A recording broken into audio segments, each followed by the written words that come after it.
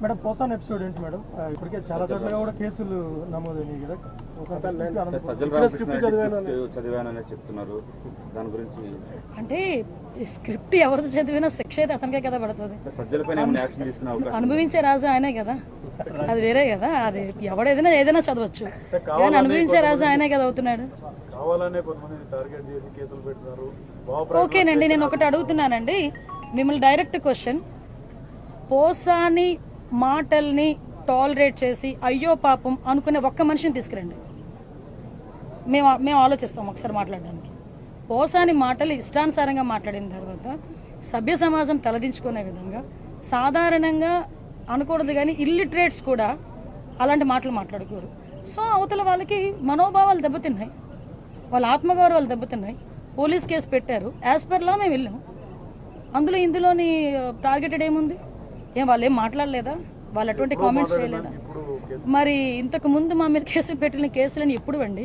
చంద్రబాబు నాయుడు గారికి మీద కేసు పెట్టారు కదా, అది ఎప్పుడు? అది 53 రోజులు తైల్లో పెట్టారు చంద్రబాబు నాయుడు గారిని తీసుకెళ్లి ఆ రోజు. అంటే ఒకటి ఎప్పుడు కాదు, మాకు మాకు కేసు వచ్చింది, మేము యాక్షన్ తీసుకోవాలి, డెఫినెట్ గా తీసుకుంటాం. మేడం పోసాన్ ఎపిసోడ్ ఏంటి మేడం?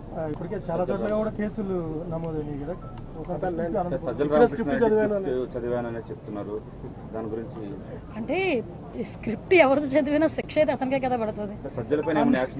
అనుభవించే రాజు ఆయనే కదా, అది వేరే కదా. అది ఏదైనా చదవచ్చు, అనుభవించే రాజు ఆయనే కదా అవుతున్నాడు. ఓకేనండి, నేను ఒకటి అడుగుతున్నానండి మిమ్మల్ని, డైరెక్ట్ క్వశ్చన్.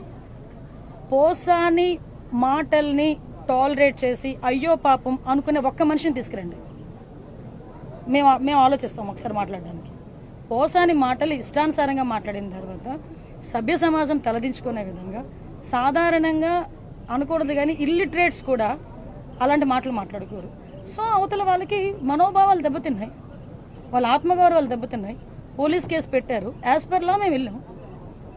ఇందులోని టార్గెటెడ్ ఏముంది? వాళ్ళు ఏం మాట్లాడలేదా? వాళ్ళు అటువంటి కామెంట్స్ చేయలేదా? మరి ఇంతకు ముందు మా మీద కేసు పెట్టిన కేసులని ఎప్పుడు అండి? చంద్రబాబు నాయుడు గారికి మీద కేసు పెట్టారు కదా, అది ఎప్పుడు? అది 53 రోజులు తైల్లో పెట్టారు చంద్రబాబు నాయుడు గారిని తీసుకెళ్లి ఆ రోజు. అంటే ఒకటి ఎప్పుడు కాదు, మాకు కేసు వచ్చింది, మేము యాక్షన్ తీసుకోవాలి, డెఫినెట్ గా తీసుకుంటాం.